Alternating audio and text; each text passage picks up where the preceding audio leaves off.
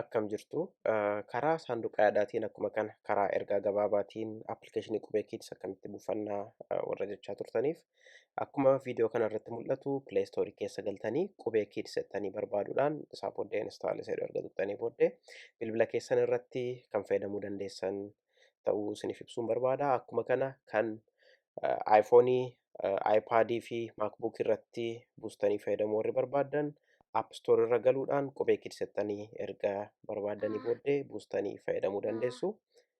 Haaluma kana fakkaatuun namooti liinkii isaa barbaadan viidiyoo kana jalatti liinkii isaa hidhata isaa isiniif keenya jirra. Yaada ergaa wantoota fooyya'uu qaban wantoota dabalamuu qaban kan yaaddan hundumaayyuu karaa iimeelii keenya akkuma kana koomentii jalattis ta'uu danda'a karaa meeseejiitiin nu barreessitanii nu beeksisuu dandeessu. Musaajii kana appilikeeshinii kana namoota irraati fayyadamuu jettanii yaaddaniif qooduudhaan namoota buufachuu barbaadanii isin gaafatan immoo yoo jiraatan viidiyoo kana isaaniif qooduudhaan akkamitti akka buufatan irraa ilaalanii akka fayyadaman gochuun nu bira dhaabbadhaan jedha. Ulfaadhaa.